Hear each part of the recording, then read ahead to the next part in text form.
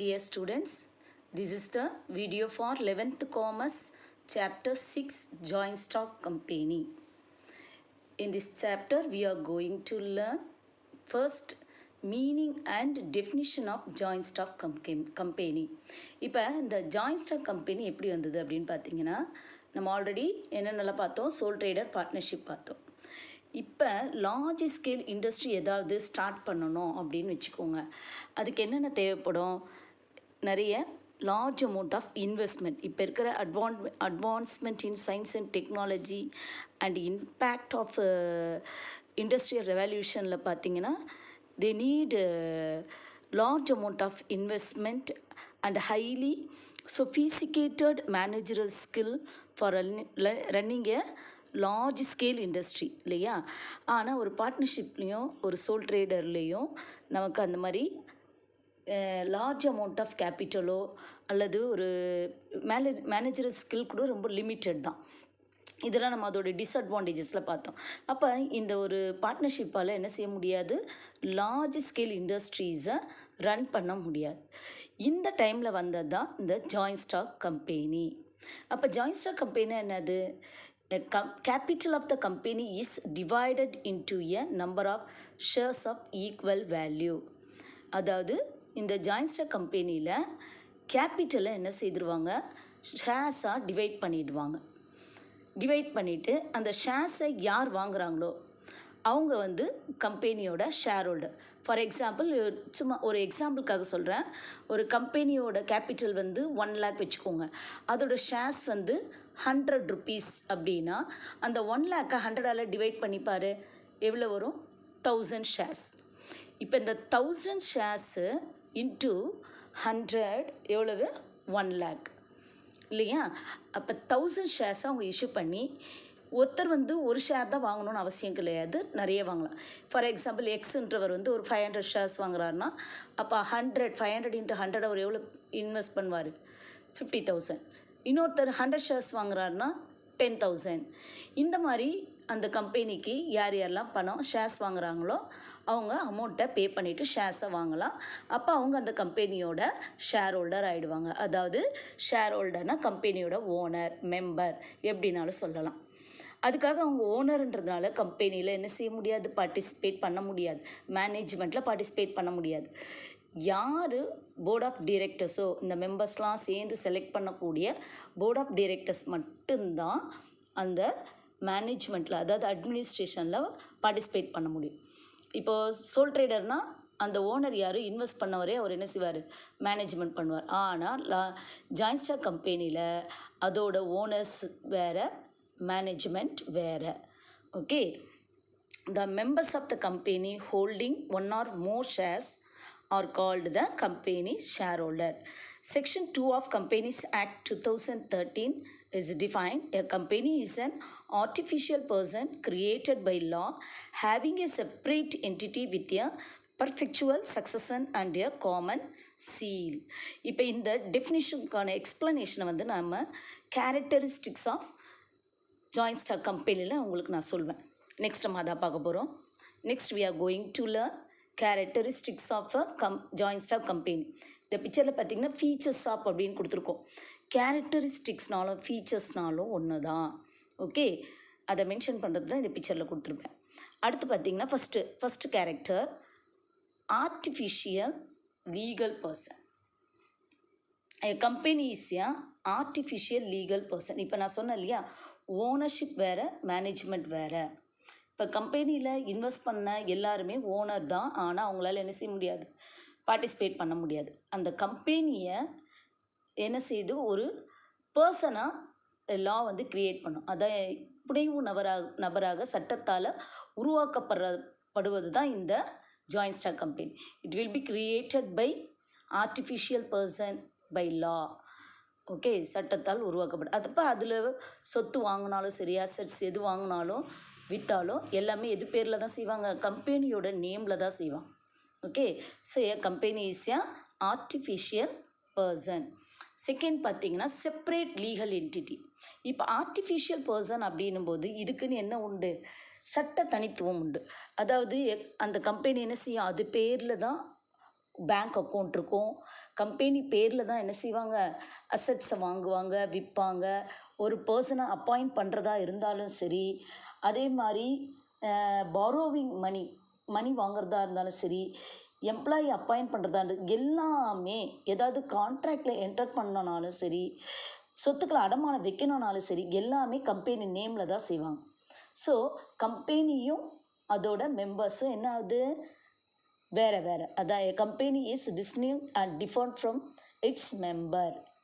Okay, so it's consider as a artificial person created by law. Third one, perpetual succession. Perpetual அப்படின்னா நீடித்த நிலைத்த வாழ்வு இதுக்கு உண்டுன்னு அர்த்தம். இப்போ ஒரு சோல்டரில் அவர் இறந்துட்டார்னா அந்த பிஸ்னஸ் என்ன ஆகிடும், அவங்க வாரிசுதாரர்லாம் எடுத்து நடத்தலைன்னா அது க்ளோஸ் ஆகிடும். அதே மாதிரி தான் பார்ட்னர்ஷிப்பும், யாராவது வேணான்னு சொல்லிட்டு அந்த பார்ட்னர்ஷிப் க்ளோஸ் ஆகிடும். But a joint stock company it has a long life. Because இந்த மெம்பர் யாருனாலும் என்ன செய்யலாம், வரலாம் போகலாம். ஆனால் கம்பெனி என்ன செய்யாது, அதோட லைஃப்பை அது அஃபெக்ட் பண்ணாது. Members of a company may keep on changing from time to time, but that does not affect life of the company. அதான் என்னது, perpetual succession. Limited liability. Sole trader பார்ட்னர்ஷிப்லலாம் என்ன உண்டு, unlimited liability. But joint stock கம்பெனியில் limited liability. அப்படின்னா அவங்க எவ்வளோ shares வாங்கினாங்களோ, நான் ஃபஸ்ட்டு சொன்னேன்ல, ஒருத்தர் வந்து 500 ஷேர் வாங்குறாரு, இன்ட்டு 100 அப்படின்னா 100 ருபீஸ் கொடுத்து வாங்குறாருன்னா 50,000 பே பண்ணுறாரு. இப்போ கம்பெனி வந்து லாஸ் ஆச்சுன்னா அவருக்கு லாஸ் எவ்வளோ, 50,000 தான். அவர் எவ்வளோ ஷேர்ஸ் வாங்கினாலும் அந்த அளவுக்கு தான். அவருடைய பர்சனல் அசட்ஸ் எதையும் அவர் கொடுக்கணுன்ற அவசியமே கிடையாது. சப்போஸ் அதில் ஒரு 10,000 ஒரு இதை பேலன்ஸ் வச்சுருந்தானா அதை மட்டும் ஒரு பே பண்ணால் போதும். இப்போ 50க்கு 40 தான் கொடுத்துருக்காரு அப்படின்னா அந்த பேலன்ஸ் இருக்கிற அன்கால்டு மணியை கொடுத்தா மட்டும் போதும். புரியுதா? இதுதான் என்னது, limited liability. That means a liability of a members of the company is limited to contribution to the assets of the company up to the face value of share held by him. A member is liable to pay only the uncalled money due to share held by him. Okay. Next பார்த்தீங்கன்னா common seal. இப்போ company என்ன தான் artificial பர்சனாக இருந்தாலும் அதால் எந்த இது இப்போ அசட்ஸ் வாங்குறாங்க அப்படின்னா அதில் சைன் பண்ண முடியுமா, முடியாது இல்லையா? அப்போ அந்த கம்பெனி எப்படி சைன் பண்ணும், கம்பெனிக்குன்னு ஒரு காமன் சீல் உண்டு. மேனேஜிங் டைரக்டர் வந்து சைன் பண்ணால் கூட அந்த கம்பெனியுடைய சீல் வச்சாதான் அந்த கம்பெனி சைன் பண்ணதாக அர்த்தம். அப்போ தான் அந்த டாக்குமெண்ட் என்ன ஆகும், செல்லுபடியாகும். A company seal is the official signature of the company. A common seal is the official signature of the company. The name of the company must be engraved on the common seal. Okay. அடுத்தது transferability of shares. Transferability of sharesனால் நம்ம இப்போ shares வாங்கினவர் இப்போ 5,000 shares வாங்கியிருக்காரு, அவருக்கு இமீடியட்டாக பணம் தேவைப்படுது அப்படின்னா அவர் யார்கிட்டனாலும் என்ன செய்யலாம், யார்கிட்டையும் கன்சல்ட் பண்ணணும்னு ஒன்றும் அவசியமே இல்லை. மெம்பர்கிட்ட கேட்கணும், கம்பெனிக்கிட்ட கேட்கணும்லாம். அவர் பாட்டு ஷேர் என்ன செய்யலாம், வேறு யாருக்காவது விற்றுட்டு போயிட்டே இருக்கலாம்.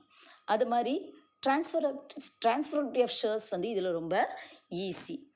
தென் separation of ownership and management. Already நான் சொன்னேன் இல்லையா, ஓனர்ஸ் எல்லாருமே என்ன செய்ய முடியாது, மேனேஜ்மெண்ட்டில் பார்ட்டிசிபேட் பண்ண முடியாது. ஓனர்ஸ் வேறு, மேனேஜ்மெண்ட் வேறு.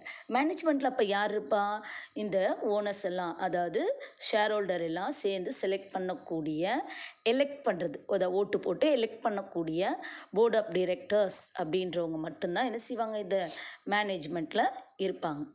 So these are all the characteristics of joint stock company. Next memorandum of association, அதோட மீனிங், கண்டென்ட்ஸ் என்னென்ன அப்படின்னு பார்ப்போம். First meaning. Memorandum of association is the legal document prepared in the formation and registration process of a limited liability company to define its relationship with shareholder.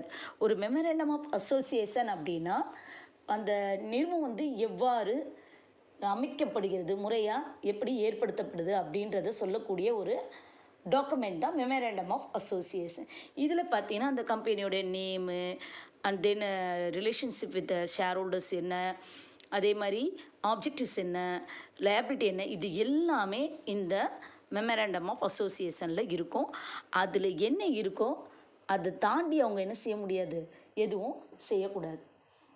அந்த தாண்டி செய்தால் அது அத்துமீறிய செயல் அப்படின்றதுக்கு ஆகிடும். ஓகேவா? ஸோ அப்போ அடுத்து நம்ம இதில் கண்டென்ட்ஸ் அதில் என்ன இருக்கும் மெமரண்டம் ஆஃப் அசோசியேஷனில் அப்படின்னு பார்த்தீங்கன்னா, first name clause. The name clause require the state the legal and recognized name of the company. ஒரு கம்பெனியோட பேர் என்ன அப்படின்னு அதில் மென்ஷன் பண்ணியிருப்பாங்க. ஆனால் இந்த நேம் வந்து மற்ற கம்பெனியோட நேமுக்கு சிமிலராக இருக்கக்கூடாது, ஒத்துருக்கக்கூடாது. ஓகே, கம்பெனியோட நேமு என்ன அப்படின்னு கரெக்டாக அந்த அங்கீகரிக்கப்பட்ட நேம் அதில் இருக்கணும். த company name is allowed to be register. என்ன சொல்கிறாங்களோ ரெஜிஸ்டர் பண்ணமோ அந்த நேம் அதில் இருக்கும். அடுத்தது situation clause. It require to show the physical location of the register office of the company. Company எந்த இடத்துல ரெஜிஸ்டர் பண்ணுறாங்களோ அந்த ரெஜிஸ்டர் ஆஃபீஸ் எங்கே இருக்குது அப்படின்றத இதில் மென்ஷன் பண்ணியிருப்பாங்க. It is require to keep all the company registers in this office. அதாவது இதில் என்ன இருக்கும், அந்த தொழில் தொடங்குவதற்கு முன்பே அந்த நிறுவனம் பதிவு அலுவலகத்தை வந்து இதில் குறிப்பிடப்பட்டிருக்கணும், மென்ஷன் பண்ணியிருக்கணும். ஓகேவா? பதிவு செய்யக்கூடிய அந்த அலுவலகத்தை, அதாவது ரெஜிஸ்டர் ஆஃபீஸை மென்ஷன் பண்ணியிருக்கணும். Objective clause. It required state the ancillary object. It facilitate the achievement of the main object. Company எந்த நோக்கத்திற்காக ஏற்படுத்தப்பட்டது, அதனுடைய குறிக்கோள் என்ன அப்படின்றது இதில் மென்ஷன் பண்ணியிருக்கணும். பட் அந்த ஆப்ஜெக்ட் எப்படி இருக்கணும்னா, should be free of any provisions or declaration that grievance law or public good. பொதுநலத்திற்கு எதிரானதாக எந்த ஒரு கொள்கையோடையும் ஆரம்பிக்கக்கூடாது. புரியுதா? அதான் ஆப்ஜெக்டிவ் என்ன நோக்கத்திற்காக உருவாக்கப்படுது அப்படின்றத மென்ஷன் பண்ணியிருக்கோம். நெக்ஸ்ட் வந்து liability clause. Liability clause, it required to state the extent to which shareholder of the company are liable to the debt obligations of the company. டெப்ட்னானது கடன் அடைக்கிறதுக்கு ஷேர் ஹோல்டருடைய பொறுப்பு எந்த அளவுக்கு இருக்குது. இது வந்து ஒரு கம்பெனி வந்து அந்த டைப்ஸ் ஆஃப் கம்பெனியில் இருக்கும். There are companies limited by ஷேர்ஸா அல்லது லிமிட்டட் பை கேரண்டியா. லிமிட்டட் பை ஷேர்ஸ்னால் அவங்க எந்த அளவு ஷேர் வாங்கினாங்களோ அந்த அளவுக்கு அவங்களுடைய லைபிலிட்டி இருக்கும். லிமிட்டட் பை கேரண்டினா ஷேர்ஸுக்கு அப்புறமும் தான் இவ்வளோ பணம் தரோம் கடன் அடைக்கிறதுக்குன்னு ஒத்துக்கிறாங்க இல்லையா, அந்த எவ்வளவு பணம் அவங்க தரதா ஒத்துக்கிறாங்களோ அந்த அமௌண்ட்டையும் இதில் என்ன செய்திருக்கணும், மென்ஷன் பண்ணியிருப்பாங்க. அதான் லயபிலிட்டி கிளாஸ். அடுத்தது capital clause. It required to state the company's authorised share capital. கம்பெனியுடைய அங்கீகரிக்கப்பட்ட அதனுடைய கேபிட்டல் எவ்வளவு அப்படின்றது இதில் மென்ஷன் பண்ணியிருக்கோம். It also required to list the company's assets under this clause. கம்பெனியோட சொத்துக்கள் எவ்வளோ இருக்குது அப்படின்றதையும் இதில் மென்ஷன் பண்ணியிருப்பாங்க. இதான் என்னது, கேபிட்டல் கிளாஸ். ஸோ மெமரண்டத்தில் அதோட கண்டென்ட்டில் என்ன இருக்கும், name, situation, object, liability and capital clauses இருக்கும். நெக்ஸ்ட் முக்கியமான டாக்குமெண்ட் நம்ம என்ன பார்க்க போகிறோம் அப்படின்னா, ஆர்டிகல்ஸ் ஆஃப் அசோசியேஷன். இது ஆர்டிகல்ஸ் ஆஃப் அசோசியேஷன். ஃபர்ஸ்ட் அதோட meaning. The articles of association is the document that contain the process of the company, purpose of company, as well as the duties and responsibility of its members. கம்பெனியோட மெம்பர்ஸோட அவங்களுடைய duty என்ன, responsibilities என்ன, கம்பெனியோட inner activities எல்லாமே எதில் இருக்கும்னா இந்த articles of அசோசியேஷனில் இருக்கும். It's a important document which need to be file with the register of company. Register பண்ணும்போது இதுவும் ஒரு முக்கியமான ஒரு டாக்குமெண்ட்டாக நம்ம ஃபைல் பண்ணி ஆகணும். These are the bylaw of the company. பைலான்னு என்னதுன்னா துணை சட்டங்கள் அப்படின்னு சொல்லுவாங்கள்ல, அதனுடைய துணை நோக்கங்கள். இதெல்லாம் வந்து company that define the mode and manner in which the company business to be carried on. ஒரு கம்பெனி என்ன செய்ய வேண்டும் அப்படின்றத இதில் மென்ஷன் பண்ணியிருப்பாங்க இந்த ஆர்டிகல்ஸ் ஆஃப் அசோசியேஷனில். இப்போ கண்டென்ட்ஸ் அப்படின்னு பார்த்தீங்கன்னா முக்கியமானது என்னென்ன இந்த ஆர்டிகல்ஸ் ஆஃப் அசோசியேஷனில் இருக்குன்னா, amount of shares, capital, value and types of shares, எவ்வளோ அமௌண்ட் ஆஃப் ஷேர்ஸ் தேவை, எவ்வளோ கேபிட்டல் இருக்குது, வேல்யூ அண்ட் அதோட வேல்யூ என்ன, எந்த டைப்ஸ் ஆஃப் ஷேர்ஸ் இஷ்யூ பண்ணுறாங்க, இது எல்லாமே இதில் இருக்கும். and then rules regarding issue of shares and debentures. Shares டிபெஞ்சர்ஸை இஷ்யூ பண்ணும்போது என்னென்ன ரூல்ஸ் ஃபாலோ பண்ணணும், and then manner of transfer of shares, ஒரு ஷேர்ஸை ட்ரான்ஸ்ஃபர் பண்ணுறதுக்கு என்னென்ன விதிமுறைகளை ஃபாலோ பண்ணணும். டிக்ளரேஷன் ஆஃப் டிவிடெண்ட் மீன்ஸ் இப்போ ஷேர்ஸ் வாங்குறாங்கல்ல கம்பெனியில் இன்வெஸ்ட் பண்ணுறவங்களுக்கு, எதுக்காக இன்வெஸ்ட் பண்ணுறாங்க, அதில் வரக்கூடிய ப்ராஃபிட்டை அந்த ஷேர் ஹோல்டருக்கு கொடுப்பாங்க. அதை தான் என்னென்னு சொல்லுவாங்க, டிவிடெண்ட் அப்படின்னு சொல்லுவாங்க. அந்த டிவிடெண்ட்டை எவ்வளோ டிக்ளேர் பண்ணணும், எந்த அளவுக்கு கொடுக்கணும் ஒவ்வொரு இயரும் அப்படின்றது இதில் மென்ஷன் பண்ணியிருப்பாங்க. Borrowing power of the company, seal of the company, these are all mention in this articles of association. That is the contents of articles of association. It's also one of the important question. Next document, prospectus. Prospectus அப்படின்னா நம்ம ஒரு கம்பெனியில் shares வாங்கணும் அப்படின்னா அதை பற்றி நம்ம தெரிஞ்சுக்கணும் இல்லையா. அந்த கம்பெனி எந்த லெவலில் இருக்குது, எந்த மாதிரியான கம்பெனி, அதில் யாரெல்லாம் டைரக்டராக இருக்காங்க, இதில் இன்வெஸ்ட் பண்ணால் நமக்கு ப்ராஃபிட் வருமா, நமக்கு வந்து லாபம் உண்டா அப்படின்னு தெரியணும் அப்படின்னா அதனுடைய ப்ராஸ்பெக்டஸ் பார்த்தா போதும். அப்போ ப்ராஸ்பெக்டஸ்னால் என்னது, ஷேர்ஸை கம்பெனி விற்கணும் அப்படின்னா அதுக்கு முன்னாடி என்ன செய்வாங்க, ப்ராஸ்பெக்டஸ் இஷ்யூ பண்ணுவாங்க. Inviting the public to receive the shares. அதாவது இப்போ பாருங்கள், according to section 236 of the companies act, any document inviting the public to buy its shares or debentures comes under the definition of prospectus. ஷேர்ஸை டிபெஞ்சர்ஸை பப்ளிக்கை வாங்க அழைக்கக்கூடிய ஒரு document தான் என்னது, prospectus. It also apply to advertisement inviting deposit from the public. இது ஒரு advertisement மாதிரி, பப்ளிக்கை எங்கள் கம்பெனியில் இன்வெஸ்ட் பண்ணுங்க அப்படின்னு கூப்பிடக்கூடிய ஒரு அட்வர்டைஸ்மெண்ட்டுன்னு சொல்லலாம் இந்த ப்ராஸ்பெக்டஸை. ஓகே, அப்போ இந்த ப்ராஸ்பெக்டஸில் என்னென்ன இருக்கும், அதான் contents of prospectus. Name of the company, address of the register office, objectives of the company, name, address and provisions of the ப்ரொமோட்டர்ஸ்னால் கம்பெனியை உருவாக்குனவங்க, ப்ரொஃபஷன்ஸ் யார் யார் அப்படின்றது, and short description of the memorandum of association, articles of அசோசியேஷனோட short description, அதே மாதிரி managing director, board of directors, அவங்களுடைய name and address, shares, salaries and compensation of the directors, ஒவ்வொருத்தருக்கு எவ்வளோ சேலரி கொடுக்குறாங்கன்றது அதில் மென்ஷன் பண்ணியிருப்பாங்க. Authorised capital of the company என்ன அப்படின்றது, அதே நேரத்தில் சிக்னேச்சர் ஆஃப் த டிரெக்டர்ஸும் அதில் இருக்கும். ஓகே, மெயினாக கம்பெனியோட பேரை தெரிஞ்சுக்கலாம், அதோட ரெஜிஸ்டர் ஆஃபீஸை தெரிஞ்சுக்கலாம், ஆப்ஜெக்டிவ்ஸ் என்னன்னு தெரிஞ்சுக்கலாம், ஆர்டிகல்ஸ் அசோசியேஷன், மெமராண்டம், கம்பெனியோட டைரக்டர்லாம் யார், அவங்க நேமு, அட்ரஸ்ஸு, எல்லா டீட்டெயிலுமே எதில் இருக்கும்னா இந்த ப்ராஸ்பெக்டஸில் இருக்கும். இதை பார்த்தாலே இது எப்படி இருக்கும், கம்பெனியோட ஷேர்ஸை வாங்கணும் அப்படின்னு தூண்டக்கூடிய அளவில் இருக்கிறது தான் இந்த ப்ராஸ்பெக்டஸ்.